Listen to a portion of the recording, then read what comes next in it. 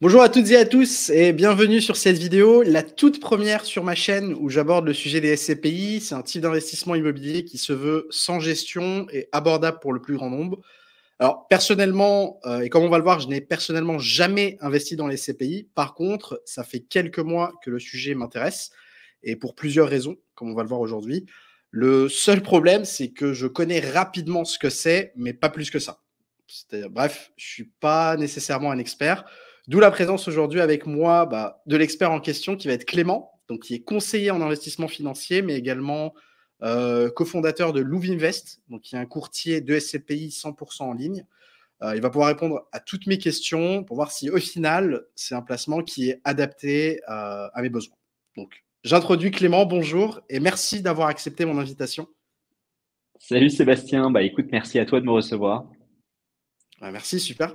Je te propose, première question, pour ceux qui ne te connaissent pas, et je pense qu'on va être nombreux, est-ce que tu pourrais peut-être brièvement te présenter, histoire qu'on commence rapidement?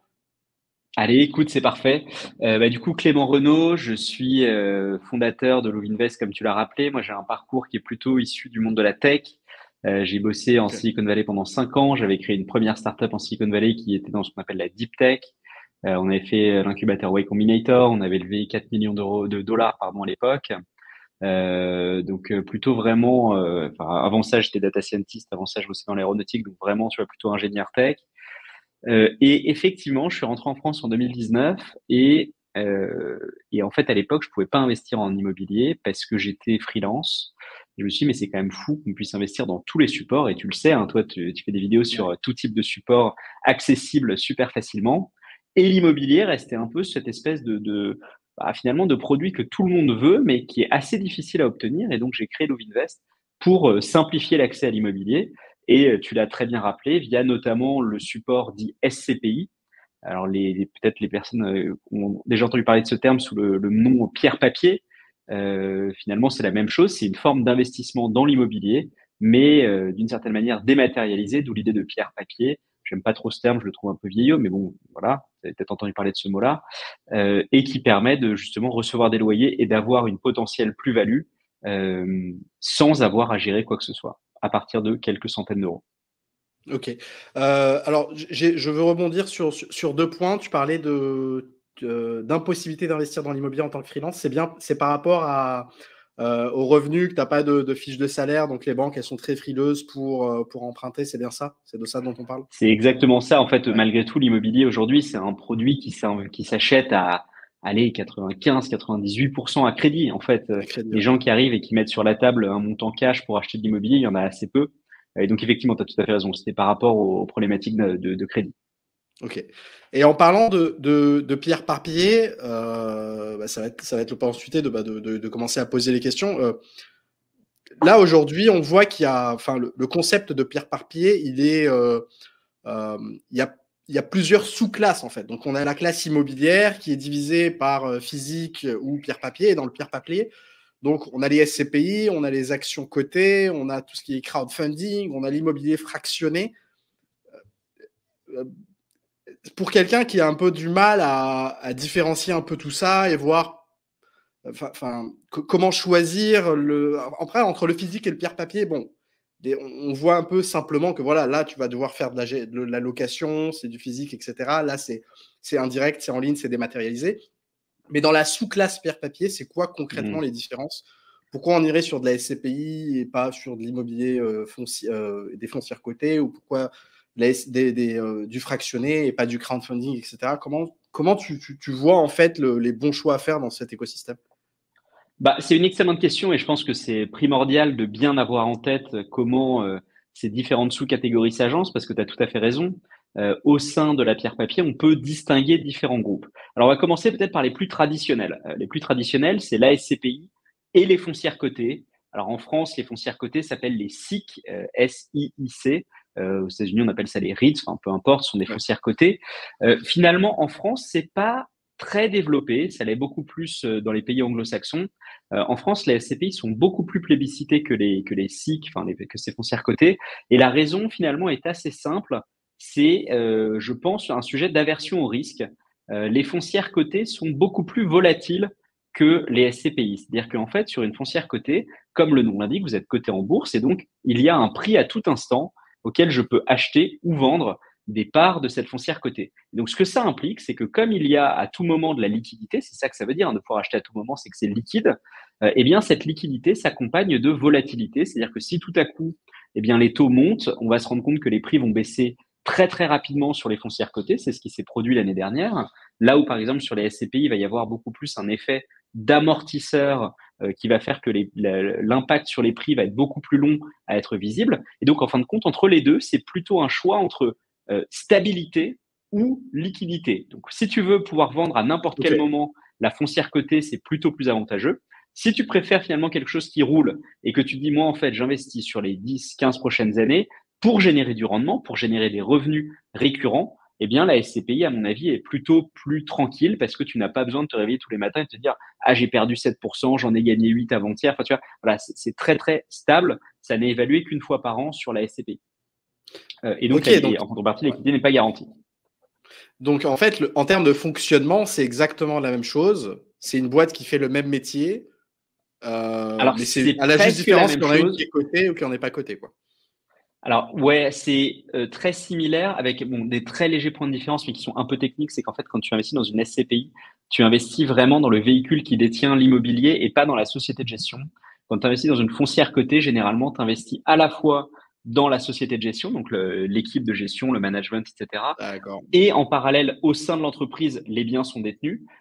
Sur la SCPI, c'est totalement disjoint. Tu as la société de gestion qui est en réalité un fournisseur de services à la SCPI. La SCPI, elle, a tous les immeubles, mais n'a que les immeubles. Et donc, d'ailleurs, ça a pu se produire. Tu as des SCPI qui peuvent changer à un moment de société de gestion.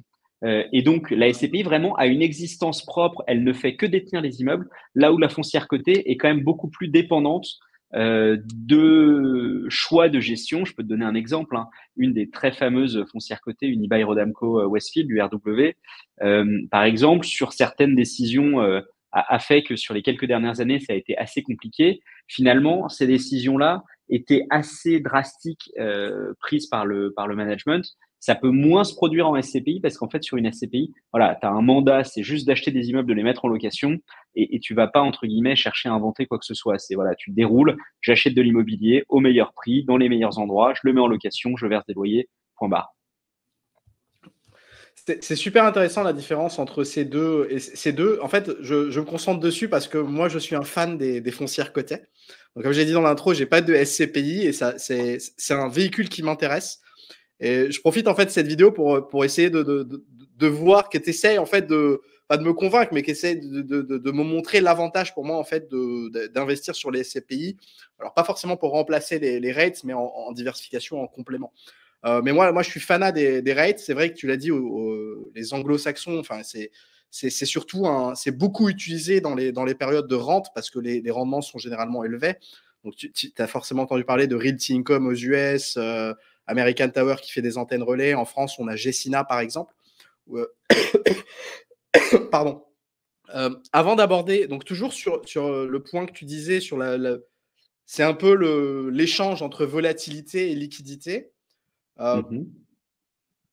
Je comprends le fait que le côté, tu as un peu cet esprit que c'est lié au marché des actions, du coup ça monte et ça baisse à chaque seconde, alors que la SCPI, c'est un prix qui va être changé une ou deux fois maximum par an. Est-ce que c'est pas justement plus intéressant d'avoir le modèle coté parce que je vais pouvoir profiter des baisses de marché que je vais juger trop punitives et du coup peut-être acheter le parc immobilier pour moins cher en fait. Pas le point bas, mais par exemple, voilà, il y a un truc qui se passe, Realty Income chute de 50% avec la crise du Covid. Là, la SCPI n'a pas chuté. Il faut attendre l'année prochaine et ce ne sera peut-être pas 50%. Est-ce que c'est peut-être plus avantageux pour moi si je veux maximiser en fait ma plus-value derrière de d'avoir cet effet justement d'offre et de demande en continu. De volatilité. En fait, c'est Ou au intéressant contraire, parce non. que par définition, la volatilité veut dire qu'il y a des opportunités à la hausse, enfin, comme à la baisse. Et donc, tu pourrais te dire, en fait, je peux même faire de l'arbitrage, moi, je peux analyser, et de même que tu le ferais sur des actions d'entreprise, te dire, je pense que c'est un bon moment pour entrer sur cette action parce qu'il y a du potentiel de plus-value futur. Donc, la réponse, c'est oui. Après, c'est plus du tout le même métier. C'est-à-dire que dans un cas, Hmm. sur une SCPI, tu peux tout à fait avoir un héritage. Oups. Excuse-moi, j'ai perdu la lumière ici. Bon, ça a l'air d'aller. Je te vois. Tu peux tout à fait avoir un héritage de 200 000 euros et sans aucun problème placer 200 000 euros sans te poser de questions en fait, parce que tu sais que voilà, je vais pas acheter un point haut, je sais que le prix il est basé sur les valeurs d'expertise indépendante de l'immobilier et donc tu n'as pas cette crainte.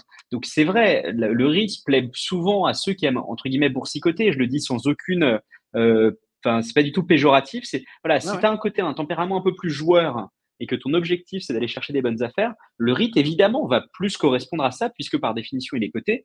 Euh, Là où la SCPI va correspondre à quelqu'un peut-être d'un peu moins, un peu moins joueur, mais finalement qui se dit, écoute, attends, moi, en fait, je m'en fous, je veux mettre 100 000 euros. Je veux pas me poser trop de questions sur est-ce que je fais un DCA sur les 3 prochaines années pour placer mes 100 000 euros. Je les place maintenant parce que je sais que le prix, c'est le prix du marché de l'immobilier. Et donc voilà, je fais pas une bonne ni une mauvaise affaire.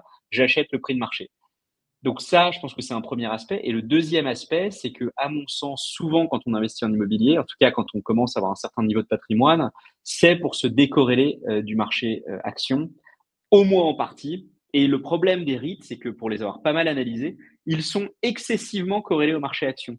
De Ouais. manière d'ailleurs un peu absurde. Tu parlais de l'exemple du Covid, bah, c'est exactement pareil. C'est-à-dire qu'en fait, en réalité, le real estate n'a pas perdu pendant le Covid les 30, 40, 50% que tu évoques sur des marchés cotés. Et ce qui s'est produit, c'est qu'en fait, oui, sur les marchés actions, tout le monde a décroché. Les REITs ont aussi décroché, mais c'était pas basé sur de l'immobilier. Et ça, je pense que Ouais. pour pas mal de gens, c'est un peu incompréhensible de se dire, mais attends, j'ai acheté un immeuble et parce que c'est sur le marché boursier, ça perd 50% du jour au lendemain. Ça, c'est parfois dur à encaisser. Donc, c'est pour ça que je te dis, c'est vraiment des tempéraments et des profils différents et voilà, qui correspondent à des gens qui n'ont pas nécessairement les mêmes objectifs. C'est très clair. D'ailleurs, tu parlais du prix des SCPI, ça m'intéresse ça. Comment est enfin, tu parles de prix de marché. Concrètement, ça veut dire que, c'est un expert qui tous les à chaque fois que le prix est modifié, donc j'imagine une fois ou 2 fois par an, c'est un expert qui vient, qui évalue le parc immobilier. Donc en fait, c'est le prix d'une SCPI, c'est toujours à sa juste valeur, c'est ça? Je l'achète ni Alors, sous-évalué, ni surévalué, c'est je sais que, c'est c'est au top. l'énorme question, effectivement. Ouais, alors c'est tout à fait ça, avec quelques petits détails comme souvent, hein, parce que malgré tout, il faut toujours qu'on complexifie un peu des choses simples. Tu as, tout à fait raison. Tous les ans, tu as un expert qui arrive et qui évalue le parc et qui va du coup dire, ben voilà, l'immeuble A, il vaut tant, l'immeuble B vaut tant, et donc la somme, ça vaut tant. Donc ça, c'est une valeur qu'on appelle la valeur d'expertise, la valeur dite de reconstitution. C'est la valeur que ça coûterait pour reconstruire ce portefeuille de biens immobiliers. Là-dessus, tu as ensuite une réglementation de l'autorité des marchés financiers qui dit que le prix d'une part de SCPI doit être obligatoirement dans une bande de plus 10 ou moins 10% de la valeur de reconstitution. Donc, quand tu dis c'est toujours le prix exact, pas exactement, puisqu'en fait, ça peut être dans cette bande plus 10, moins 10, mais tu peux OK. jamais être largement en dessous ou largement au-dessus. Et donc, une des fonctionnalités qu'on a sorties récemment, c'est justement cette analyse pour se dire, est-ce que finalement j'achète aujourd'hui plutôt un peu en dessous de la valeur d'expertise ou un peu au-dessus? Évidemment, dans un contexte immobilier chahuté, les clients sont très demandeurs de cette information parce que si tu achètes, par exemple, je te donne un exemple, tu as 3, 4, 5% en dessous de la valeur d'expertise, tu te dis, OK, voilà, j'ai un bon coussin de sécurité, je me mets pas vraiment à risque parce que finalement, même si le prix de l'immobilier sous-jacent venait à baisser, ben moi, j'ai déjà acheté un peu des côtés. Et au final, donc tu disais, donc il y a ce prix cette valeur de reconstitution qui est un peu la juste valeur du parc immobilier. Et derrière, et au-dessus, tu as le prix donc, de la SCPI qui se calque et qui peut être dans cette bande. Ce prix-là, qui décide si on est dans les plus 10 ou si on est dans les moins 10 concrètement, comment ça se passe?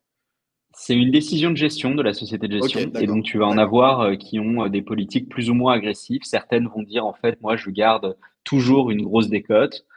Tu en as d'autres qui disent, non, en fait, tu vois, c'est assez logique de refléter, entre guillemets, au plus près le prix d'expertise. Donc ça, c'est vraiment à la main de la société de gestion, sachant que, comme je te dis, à la main, jusqu'à ce qu'ils tapent la bande en haut ou en bas, Et là, de toute façon, ils n'ont pas le choix, ils doivent se remettre dans la banque.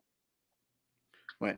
Du coup, je pense à voix haute. Si une boîte de gestion va avoir tendance à aller au maximum, à tout le temps être plus 10, et que le marché immobilier s'écroule, et qu'elle devra respecter de son relabande, elle va chuter énormément. Alors qu'une boîte Ouais, qui a tendance à être au moins 10 et que le marché s'écroule, bah, limite, soit elle n'a même pas besoin de baisser le prix de sa SCPI et elle garde son très très image de peu. bah, nous, nos prix n'ont pas baissé, soit elle le baisse, mais elle le baisse beaucoup moins que la chute brutale de celle de la SCPI qui était au top. Tu as tout à fait raison. Et après, tu t'en doutes, l'immense majorité des sociétés de gestion, du coup, sont plutôt dans la catégorie conservatrice pour une Ouais. raison simple, c'est que personne n'a envie d'afficher une baisse de prix. Donc, en fait, ce qui s'est produit, c'est que la plupart d'entre elles avaient toujours vocation à garder un peu de coussin. Et là où c'est pas mal, c'est que tu vois, si tu es 3% en dessous, en fait, ça veut dire que la valeur d'expertise peut baisser jusqu'à 13% sans que tu aies Ouais. besoin, toi, de baisser. Donc, en fait, tu accumules quand même un vrai coussin de sécurité dans ce cas-là. Donc, effectivement, c'est la stratégie, on va dire, principale qui a été utilisé et qui est d'ailleurs toujours utilisé par les sociétés de gestion, c'est de garder plutôt un peu de confort. Ok, c'est très clair. Justement, sur le parc, on parle du parc et de la valeur du parc. Est-ce que c'est comme les rates où on peut s'exposer à tout type de biens immobiliers? Je pense, j'en sais rien, par exemple, moi, au résidentiel, les bureaux, tout ce qui est centres commerciaux, les hôpitaux, par exemple, je parle des antennes, parce que j'investis dans une boîte qui fait dans les antennes relais, donc peut-être des antennes, ou j'en sais rien, des hangars, de l'industrie. Comment ça, ou c'est un truc assez, c'est juste dans du résidentiel, par exemple, comment ça se passe? Non, alors effectivement, tu as tous les types d'investissements. En fait, ce que tu vas choisir quand tu investis dans une SCPI, c'est une géographie. Est-ce que la SCPI va investir en France, en Espagne, en Pologne? Enfin voilà, tu peux choisir un peu ce que tu veux. Et une stratégie d'investissement. Et alors là, tu as, on va dire, la plus ouverte, c'est ce qu'on appelle les stratégies diversifiées ou opportunistes. Où là, en gros, le gérant te dit, mon gars, t'inquiète pas, Sébastien, moi je suis un spécialiste. Tu me fais confiance, tu me laisses les clés du camion et moi, je vais faire les meilleurs achats, où que ce soit et quel que soit le type de classe d'actifs. Et tu as d'un autre côté les SCPI thématiques qui, au contraire, vont faire exactement ce que tu décris, qui disent, écoutez, voilà, nous, on est des giga spécialistes de la logistique, donc on va acheter que des entrepôts logistiques, ou à l'inverse, nous, on est spécialistes complets des EHPAD, on va acheter que des EHPAD, ou enfin, voilà, ce que tu veux, du commerce, des bureaux, de tout ce que tu peux imaginer. Donc, tu as absolument ces deux catégories, les opportunistes diversifiés et les thématiques, du coup, un peu plus, on va dire, spécifiques. Et tu as aujourd'hui, ouais, quasiment tous les choix. Le résidentiel, c'est l'un de ceux qui est presque le moins répandu. Tu n'as que quelques rares SCPI qui sont focalisés sur le résidentiel, principalement parce qu'en fait, le résidentiel a un yield, un rendement qui est généralement inférieur à ce qu'on appelle l'immobilier commercial, donc qui va être tout ce qui n'est pas résidentiel. Ouais, tu parles de ces SCPI opportunistes et tu parles de ces SCPI spécialisés. Là, si tu veux mettre ta casquette un peu de conseiller, d'expérience, est-ce qu'il y en a une qui est mieux que l'autre d'un point de vue gestion et d'exécution? Parce que, enfin, de base, on a quand même l'impression que les spécialistes vont savoir mieux gérer dans quoi ils sont spécialisés que les généralistes où dès qu'ils trouvent un truc, si c'est en Pologne ou en France, enfin, j'ai l'impression que le diversifié, enfin, c'est une impression, c'est pas du tout basé, je n'ai Ça peut être aucune idée, plus c'est pour ça risqué que je un te pose peu. la Enfin, question. D'expérience, comment ça se passe sur les chiffres? Est-ce que le diversifié tend à mieux performer que le thématique ou au contraire non? alors, je vais te répondre, c'est marrant parce qu'on a fait un webinar dédié en fait au classement des SCPI 2024, enfin donc basé sur la performance 2023, il y a Ok. 4 jours. Et dans le top 10, tu as une très large majorité en fait de diversifiés opportunistes, mais c'est pas déconnant Mm. pour la raison suivante, c'est qu'en fait par définition, quand tu te laisses tout le champ libre pour investir, dans un contexte comme fin d'année 2022, année 2023 où l'immobilier a quand même subi pas mal de chaos et tu as vraiment d'opportunités assez énormes qui s'ouvraient par-ci par-là, le fait d'être opportuniste, en fait, leur a permis de se dire, en fait, rien à faire que ce soit pas ma niche verticale. Si là, il y a un super prix à prendre, j'y vais, je le prends maintenant. Donc, enfin, purement numériquement parlant, L'année dernière, les SCPI diversifiés opportunistes sont les meilleurs. Peut-être pour donner un peu de contexte quand même à nos auditeurs sur ça veut dire quoi être la meilleure SCPI. En fait, l'année dernière, en 2023, être la meilleure SCPI, ça veut dire sortir un rendement de 8,16%. Donc c'est quand même plutôt sympa. La deuxième meilleure était à 7,8, la troisième à 7,12. Donc voilà, les meilleurs, c'est entre 6,5 et 8%. Sans baisse de prix de la part. En fait, c'est Le même but, c'est encore pas mieux que d'avoir. ça. Bien sûr, ces trois-là n'ont pas évidemment pas baissé leur prix de part, et même encore mieux, la deuxième, celle qui avait fait 7,79%, a même augmenté de 2% le prix de sa part l'année dernière. Donc en fait, elle a fait une performance globale quand tu inclus rendement et revalorisation de 9,8%, enfin 9,79%, arrondi à 9,8%. Donc c'est vraiment quand même une performance assez exceptionnelle. Donc c'est ça d'être la meilleure, enfin l'une des meilleures SCPI en 2024.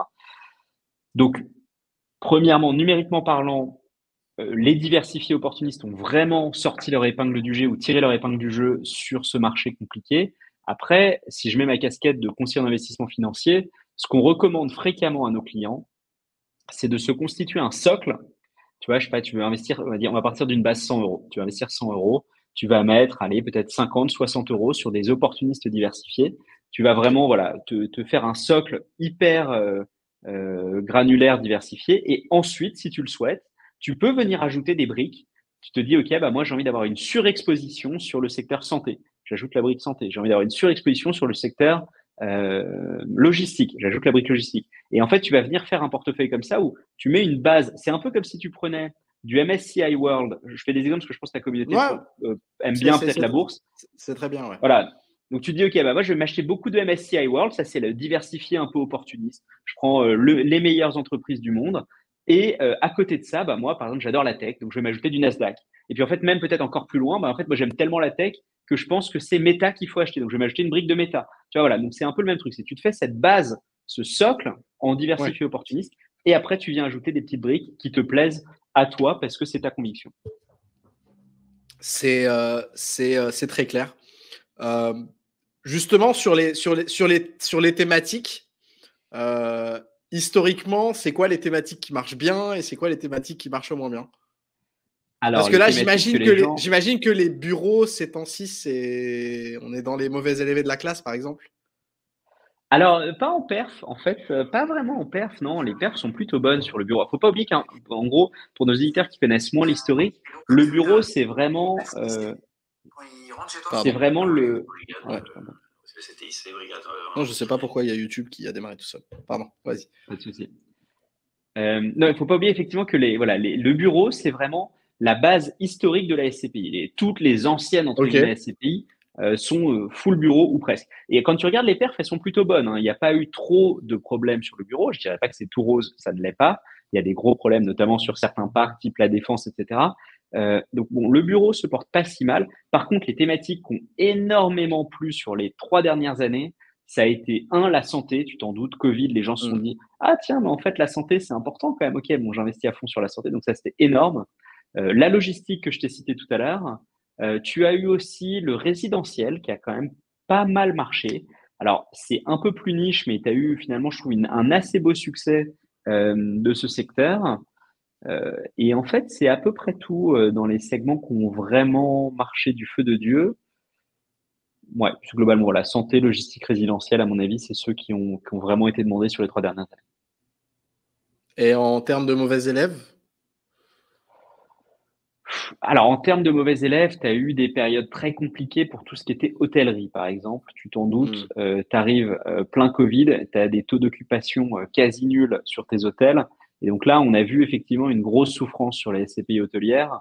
Donc ça, oui, ça a été plus difficile.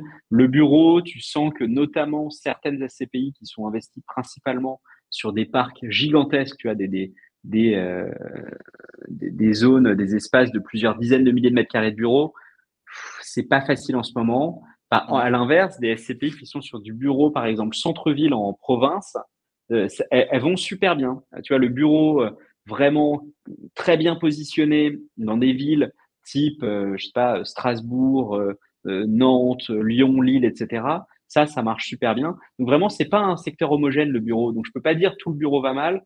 En revanche, ouais, celles qui investissaient à coût de centaines de millions d'euros d'un coup sur une gigantesque tour à la Défense, bah oui, elle souffre un petit peu. Ok, d'accord.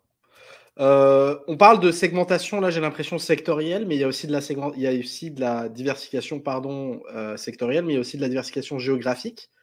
Ouais. Tout à l'heure, tu as mentionné d'investir en Pologne. Enfin, tu as dit ça, mais concrètement, c'est des SCPI françaises ou c'est des SCPI polonaises? Tu parles d'investissement dans des SCPI polonaises?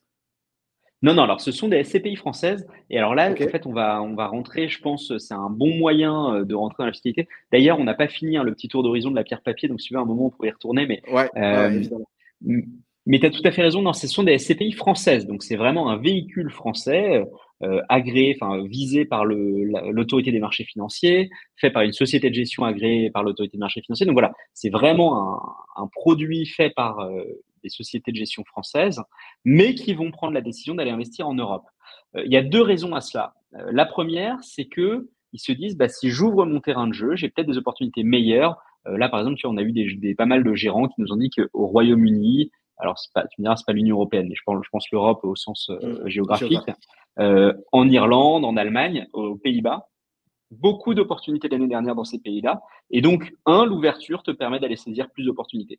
Deux, et c'est primordial, et c'est quand même une des très grosses raisons pour laquelle les clients investissent sur ce type de SCPI européenne, c'est que la fiscalité est largement plus douce. Donc là où sur une SCPI française, tu vas être imposé quand même assez conséquemment, il ne faut pas le passer sous silence. Sur une SCPI européenne, en fait, tu as un certain nombre de conventions de double imposition qui font que tu es largement moins imposé sur les revenus issus de SCPI européennes. Donc c'est aussi une des raisons de cet essor pour ce type de produit. Alors je suis pas sûr qu'on fasse un zoom tout de suite sur la fiscalité ou pas. Je te laisse un peu Bah, guider par rapport à ça. on peut parler de la fiscalité, hein, étant donné, on essaie de faire un fil continu. On reparlera peut-être après du crowdfunding et Ouais, de du l'immobilier fractionné. fractionné. Mais là, tant qu'on est sur les SCPI, au contraire, moi, ça m'intéresse. Du coup, justement, en fait, moi, il y a deux sujets là. C'est les frais et la fiscalité.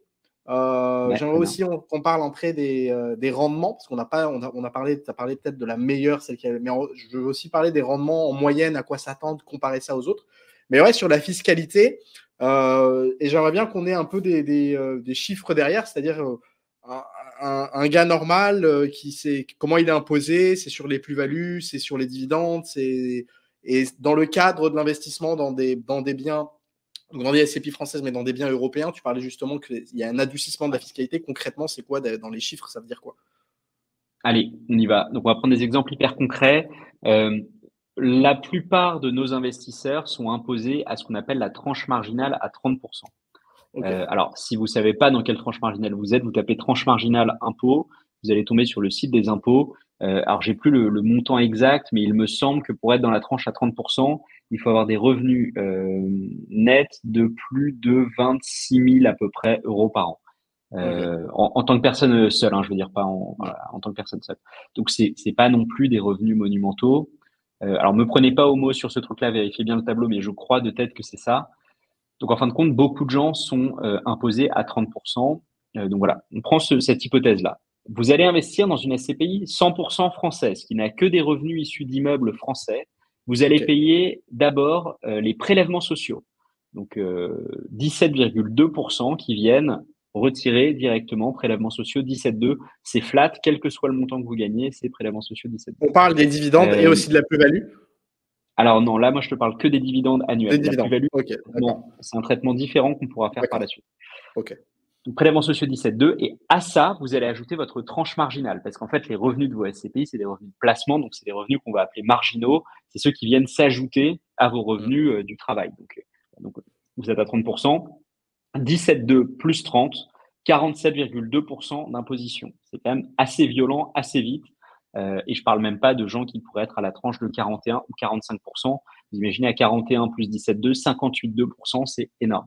Donc effectivement, l'imposition est assez sévère, on va pas se le cacher, euh, sur les SCPI françaises, sur la taxation, tu as raison de le rappeler, des dividendes. À titre de comparaison, si tu investissais sur une SCPI européenne, tu es dans le même cas, tu as une tranche marginale à 30%. Et pour l'exemple, on va dire que tu as un taux moyen. Alors, vous allez voir, ça devient un peu technique, je suis désolé, mais c'est obligatoire. Donc, vous avez ce qu'on appelle la tranche marginale, c'est celle à laquelle est taxé l'euro incrémental gagné en plus. Et vous avez le taux moyen, parce qu'en fait, comme c'est progressif, sur la toute première tranche, vous payez 0, sur la deuxième, vous payez 11, 30, etc., etc. Donc en fait, après, on peut faire une moyenne et se dire c'est quoi mon taux moyen. Et le taux moyen est évidemment inférieur au taux marginal.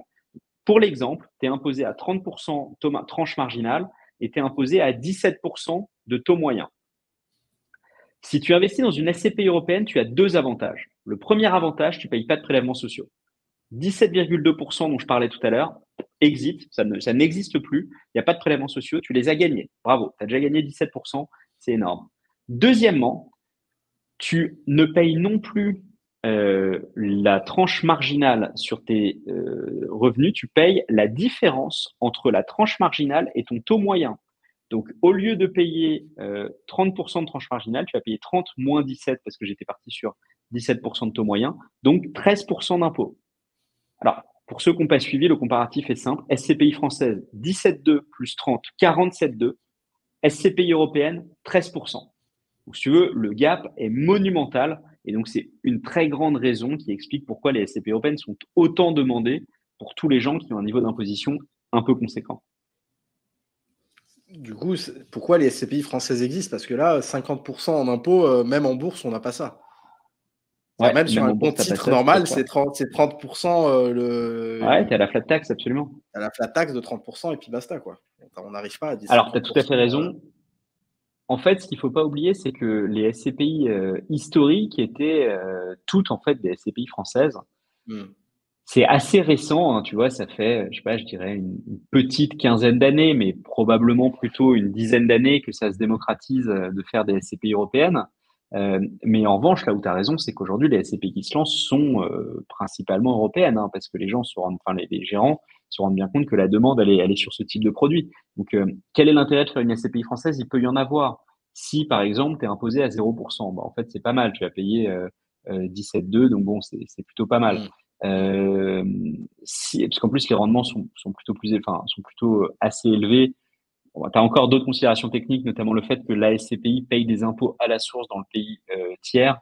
Et donc en fait, quand tu regardes les rendements nets, ça peut parfois être plus intéressant de prendre une SCPI à très haut rendement en France par rapport à une SCPI européenne qui va payer un peu d'impôts à la source. Mais globalement, tu as raison, les SCPI européennes sont mieux. Et deuxième cas, pardon, juste pour finir là-dessus, c'est si tu investis via une société, ce qui se passe assez fréquemment. Oui, ce qui se passe relativement fréquemment, si tu as une SCI par exemple à l'IS, eh bien, ça devient intéressant d'investir dans des SCPI françaises parce que tu n'as plus en fait autant d'avantages que ça finalement sur les SCPI européennes. Tu vas payer. Ok, donc une boîte, une SAS ou une SASU peut tout à fait placer sa trésorerie sur des SCPI, il n'y a pas de souci.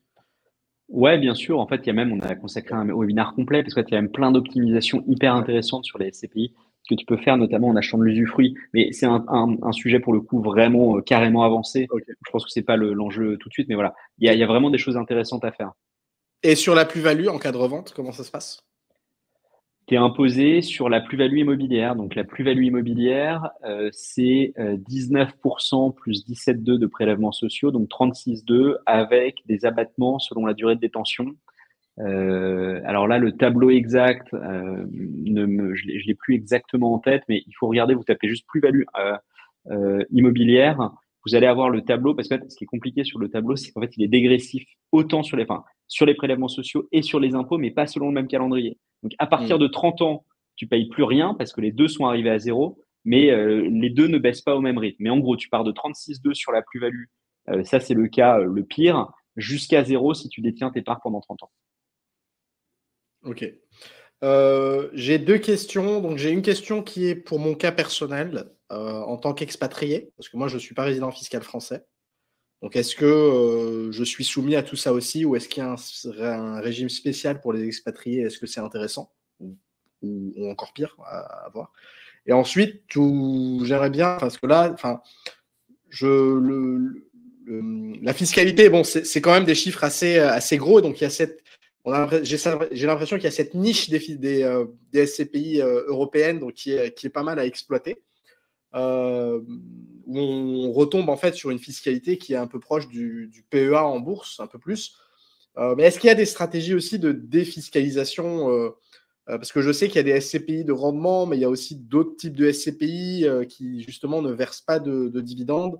Est-ce qu'il y a des stratégies de défiscalisation aussi sur le type de la propriété quand on achète une SCPI? Est-ce que ça, ce sont des stratégies pour éviter les impôts, pour les abaisser? Comment ça se passe ou pas du tout?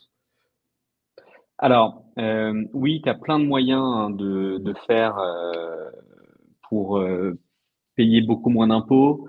Tu as notamment le fait d'aller investir, par exemple, en nue propriété, qui va te permettre d'aller faire donc en fait une forme de capitalisation qui va pas générer des revenus récurrents, mais qui va capitaliser ton investissement et qui va être 100% défiscalisé. Je te donne un exemple très simple.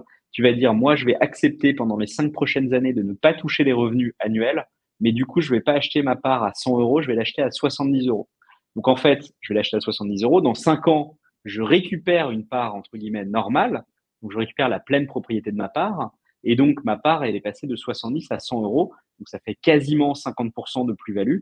Et ça, c'est imposé à zéro. Donc, c'est quand même, à mon sens, un des trucs les plus intéressants. Tu as une plus-value finalement qui n'est pas imposable et qui, en plus, est quasi mécanique puisque tu achètes tout simplement une part moins chère. Donc, la part n'a même pas besoin de monter. Il suffit juste qu'elle soit stable pour que ce que tu as acheté 70 vaille 100 euros. Oui, Donc, mais c'est attention, clair. parce que là, c'est pas imposé parce que ça reste une plus-value latente dans tous les cas. Non, non, non, non, non, tu peux la vendre et ce ne sera pas imposé tout de suite. En fait, Ah, ok. c'est pas considéré comme une plus-value, c'est considéré comme du remembrement. Donc, c'est que tu as acheté une part en démembrement nue propriété et donc il n'y a pas d'imposition sur ce gap entre le prix de la nue propriété et le prix de la pleine propriété. C'est assez incroyable, c'est un truc de fou. Et tu vois, typiquement, sur les meilleurs SCPI, encore une fois, alors je te parle toujours des meilleurs, c'est clair, tu as raison, on pourrait parler de la moyenne, mais sur les meilleurs SCPI, tu es capable d'aller générer un TRI de 4,5% sur des durées de 3 à 7 ans à peu près en général, enfin TRI net d'impôt. Donc TRI net d'impôt à 4,5 sur 5 ans, je trouve que c'est plutôt très sexy. C'est-à-dire que je peux acheter une SCPI aujourd'hui en nue propriété pendant, j'en sais, 20 ans. Moi, j'ai pas besoin de rente pendant 20 ans. Ma retraite, c'est dans 20 Ouais, ans. alors ouais, vas-y, vas-y, ouais. Je donne des exemples. Hein, Ouais, pendant 20 ans. Donc, je l'achète au prix actuel avec une décote, j'imagine, liée au nombre d'années. Donc, plus je rajoute des années, plus je l'achète moins cher par rapport à son prix actuel. Donc, si la SCPI elle a 200 euros et que je l'achète en nue propriété sur 20 ans, je vais peut-être l'acheter à 100, disons 100, et que je la revends et que dans 20 ans, je récupère la pleine propriété et que la valeur de la SCPI dans 20 ans, elle n'est plus de 200, mais elle est de 1000, j'ai débloqué une plus-value de 900 euros non imposable. Alors non, non, non, non. La portion qui n'est pas imposable, c'est la portion entre la nue propriété et la pleine propriété au moment de l'achat.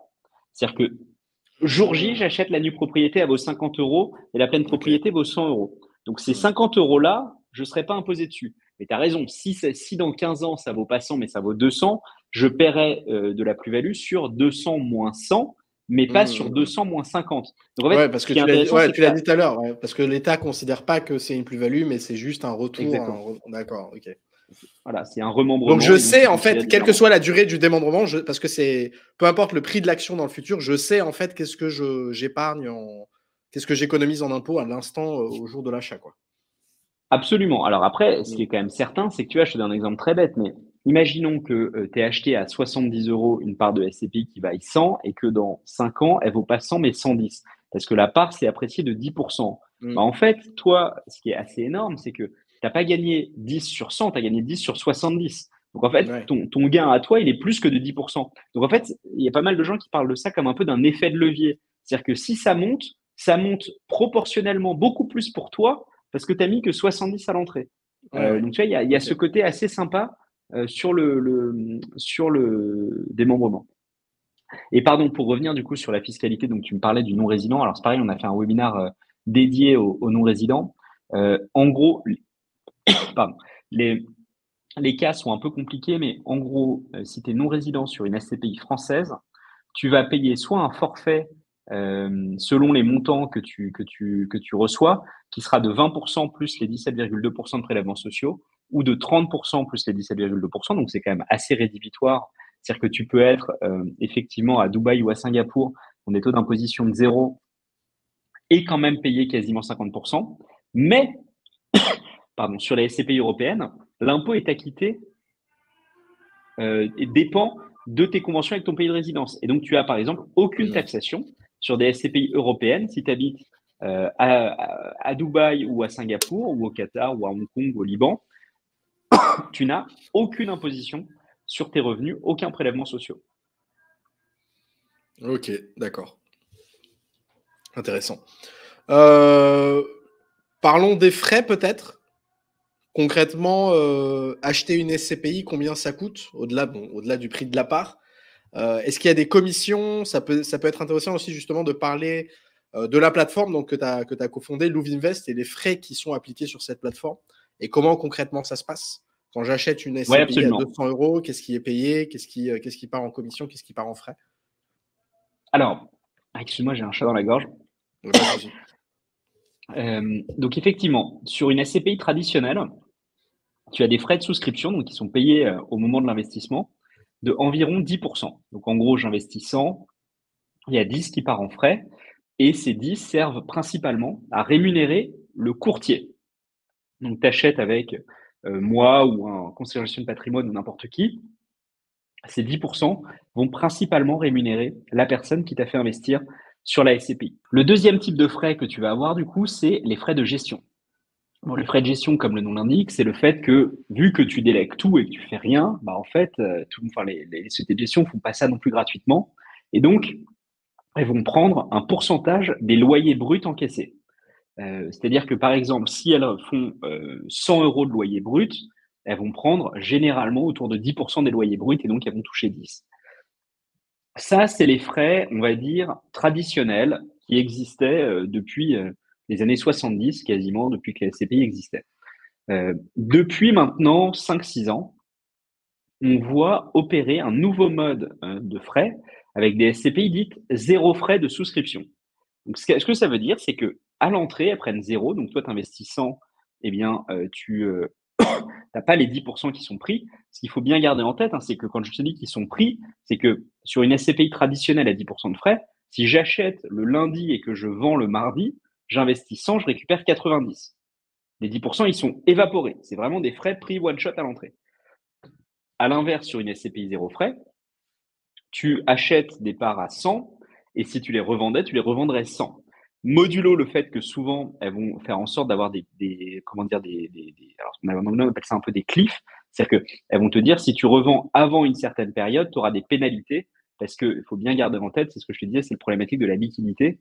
C'est que comme tu dois potentiellement vendre des immeubles pour permettre aux gens de sortir, eh ben, tu n'as pas envie que les gens fassent des entrées-sorties tous les 2 jours. C'est très, très chiant pour un gérant de SCPI si les gens font ça. Et donc, ils mettent un peu des pénalités pour dire non, mais attends, reste au moins 3 ans. Après, tu sors, tu as évidemment ta part à 100 €, mais reste au moins 3 ans. Donc ça, c'est des nouvelles SCPI. Il y en a aujourd'hui 4, Novaxia Neo, Hirokozen, Remake Live et UPK par ordre d'apparition. Donc ça, c'est des SCPI à mon sens très intéressantes. D'ailleurs, les 3 qui ont de l'historique sont dans le top 4 des performances. Donc tu vois, ça prouve qu'il y a vraiment un truc assez intéressant sur ce nouveau modèle. Et puis ensuite, le dernier aspect, c'est effectivement ce que nous, on propose. On a été en fait les premiers à le proposer à aussi grande échelle, ou en tout cas à le proposer au grand public. C'est ce qu'on appelle le système de cashback. Alors peut-être que tes auditeurs connaissent le cashback sur tu vois, des cartes de crédit ou des choses comme ça. C'est le fait que quand tu dépenses, tu as une partie qui t'est remboursée. Bah nous, c'est un peu la même idée. Ce que je vous avais dit, c'est que les 10% de frais à l'entrée, ils servent principalement à payer l'intermédiaire. Nous, on est les intermédiaires, hein, on est très clair là-dessus. On vend 55 ou 56 SCPI. Donc, on est un intermédiaire qui permet d'investir en SCPI de manière plus rapide, plus efficace. Et en plus de ça, on dit, bah écoutez, nous, on est finalement une boîte de tech. On a été capable de faire plein de choses de manière automatisée. Donc, on a des coûts réduits. Et donc, ces coûts réduits, bah, ça va vous bénéficier. Et donc, là où nous, on va généralement recevoir 5 € sur les 10 de la société de gestion, parce qu'en fait, la société de gestion garde 5 et donne 5 à peu près, hein, les ordres de grandeur. Nous, on dit, bah, en fait, on va vous rendre 2,5. Donc, tu investis 1000 € chez Lovinvest sur une SCPI éligible au cashback, tu vas recevoir 25 € qui te sera reversé sur ton compte en banque, qui est directement déduit en fait de ce que nous, on gagne. C'est qu'on gagne 50, mais on dit, bah, on te rend 25. En fait, vous touchez des commissions par les sociétés de gestion et vous avez décidé de partager cette commission avec, C'est exactement ça. C'est exactement. On avec partage notre vos commission clients, avec quoi. le client. Ok, d'accord. Exactement. Intéressant. J'en profite d'ailleurs pour parler de justement Louvinvest. Donc on a fait un partenariat avec eux, avec la plateforme Invest de gestion de patrimoine. Donc les noms se ressemblent, donc on va dire Louv et Invest, enfin Louvinvest et Invest. Donc on a fait un partenariat donc avec Louv et Invest, de gestion de patrimoine. Où, en fait, on a lancé la synchronisation automatique. Vous allez pouvoir, si vous avez un portefeuille sur Louvinvest des SCPI, vous allez pouvoir connecter automatiquement votre compte sur Invest. Et on va récupérer toutes vos transactions et vous allez pouvoir en fait centraliser tous vos investissements. Et vous allez voir tous vos investissements sur le dashboard avec suivi de vos transactions, de vos revenus, enfin tout ce qui est lié au SCPI et à votre compte Louvre, vous allez le voir sur Invest. Et ils ont donc l'équipe de Louvre, donc Clément, ils ont eu la gentillesse d'accepter de nous donner une petite offre pour ceux qui veulent passer par nous. Donc dans la description, je vous mets un lien et si vous voulez vous inscrire à Louvre, vous avez en plus du cashback, donc le cashback qui est une offre continue pour tout le monde. Mais pour ceux qui passent par le lien en description, vous avez 25 euros dès le premier investissement. Donc vous créez votre compte, vous faites votre premier investissement. En plus du cashback, vous avez 25 euros de cadeau de bienvenue. Et pour Invest, en plus de ça, on vous donne aussi, mais ça c'est plus Clément qui s'en occupe, c'est nous sur Invest, on vous donne aussi 25 euros de remboursé sur votre abonnement Invest Pro.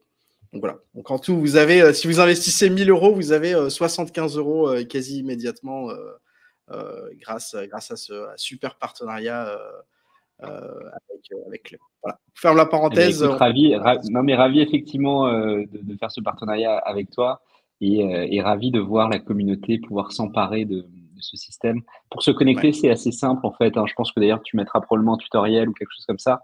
Vous générez une clé, c'est vraiment un système standard. Sur votre profil Louvre, vous générez une clé, vous la mettez sur le site de Invest et en fait, ça permet automatiquement de synchroniser les datas. Ouais. Ok. Bah on continue. On continue. On a parlé des frais, de la fiscalité. J'aimerais bien parler performance parce que c'est le beurre et l'argent du beurre. Le nerf de la guerre, bah, bien C'est ce sûr. qu'on veut savoir. C'est ce qu'on veut savoir si tout ça, ça vaut la peine ou pas. Donc, alors évidemment, c'est comme tout. Il y a du bon et du moins bon. Je ne sais pas si tu préfères qu'on parle des deux, de la moyenne, à quoi s'attendre en moyenne, qu'est-ce que tu recommandes en tant que CIF, bah, justement pour le meilleur rendement risque le meilleur rapport pardon risque rendement. Comment ça se présente? Alors, en fait, le sujet, effectivement, c'est que quand tu parles d'une moyenne, ça recouvre généralement comment dire, des réalités totalement diverses. Tu vois, aujourd'hui, les moins bonnes SCPI, entre guillemets, vont sortir du 3% par an hein, de rendement et les meilleurs, je t'ai dit tout à l'heure, 8,16. Donc ça, c'est vraiment l'intervalle entre le pire et le meilleur, c'est en gros de 3 à 8 à peu près. La moyenne était en 2022 à 4,53. On estime aujourd'hui que sur 2023, elle sera à peu près dans ce même ordre de grandeur, donc autour de 4,5%. Voilà, donc ça, c'est la performance moyenne. Après, en pratique, quand on regarde, nous, nos clients, l'investissement moyen chez Louvinvest, il est plutôt autour de 5,2-5,5% de rendement pour une raison très simple, c'est qu'en fait, les SCPI un peu plus jeunes ont plutôt des meilleures performances parce qu'elles peuvent acheter dans un contexte plus favorable. Les prix de l'immobilier ont baissé, hein, c'est un fait. Donc, elles achètent moins cher, donc leur rendement augmente. Et donc, ce qu'on observe, c'est quand même que nos clients achètent plutôt ce que j'appellerais moi des bonnes SCPI. Aujourd'hui, c'est quoi une bonne SCPI? J'aurais tendance à dire que sauf exception qui peut exister, hein, tu vois, si tu veux vraiment aller sur un secteur hyper spécifique, sauf exception, globalement, regardez plutôt les SCPI qui ont plus que 5% de rendement.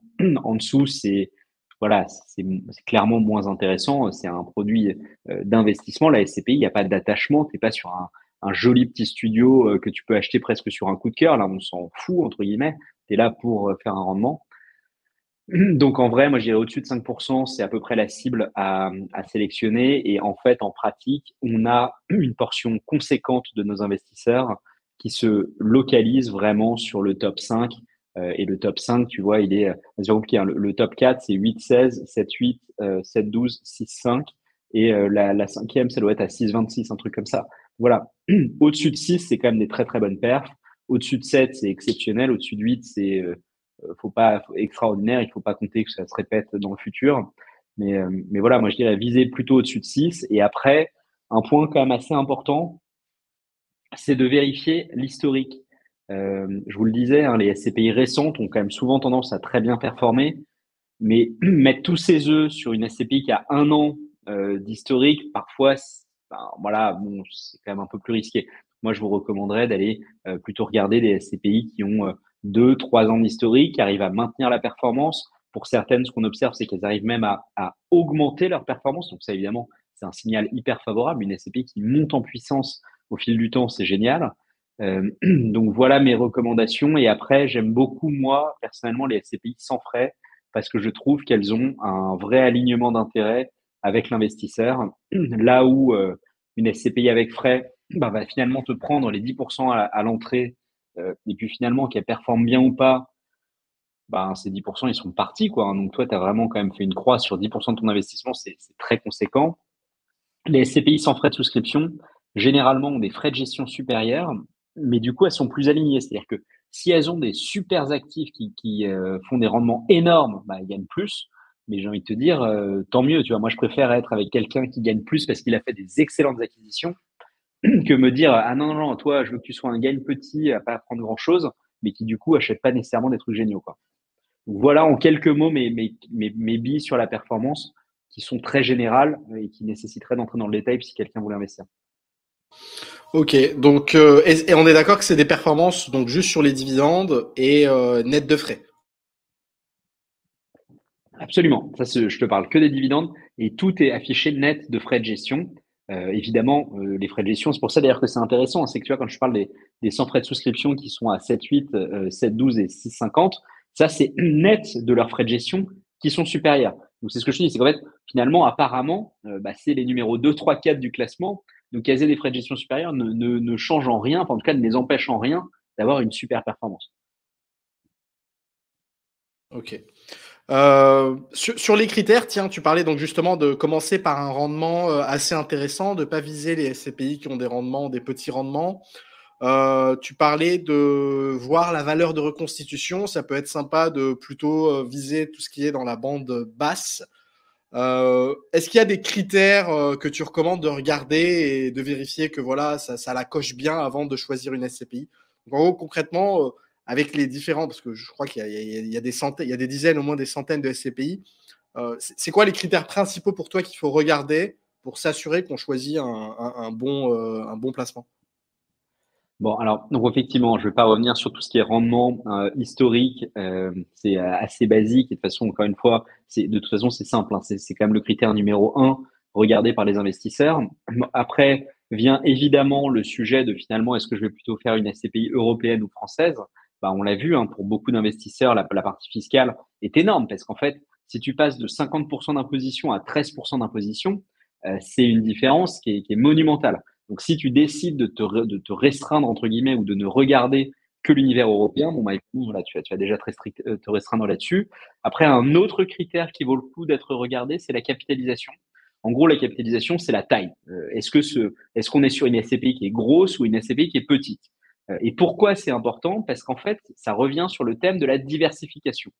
Si tu es sur une SCPI qui est petite, par exemple, je sais pas, 20 millions, c'est petit pour une SCPI, c'est même très petit. Soit c'est qu'elle est juste en train de se lancer et donc on en revient un peu au sujet de l'historique, c'est que tu n'as pas nécessairement beaucoup de points de données pour analyser si elle est bonne ou pas. Soit c'est qu'en fait elle a un peu de mal à collecter parce que 20 millions, les gérants de SCPI ne sont pas contents d'avoir une SCPI à 20 millions. Généralement, ils essayent qu'elle monte à 50, 100 et plus généralement plusieurs centaines de millions, voire quelques milliards. Voilà, donc la capitalisation, quand même un point important de se dire finalement, un des intérêts de la SCPI, c'est la diversification aussi sur les rendements, hein. C'est-à-dire que tout à coup, si tu as un locataire qui arrête de payer mais que tu as 200 immeubles, bah, l'impact est quasiment nul.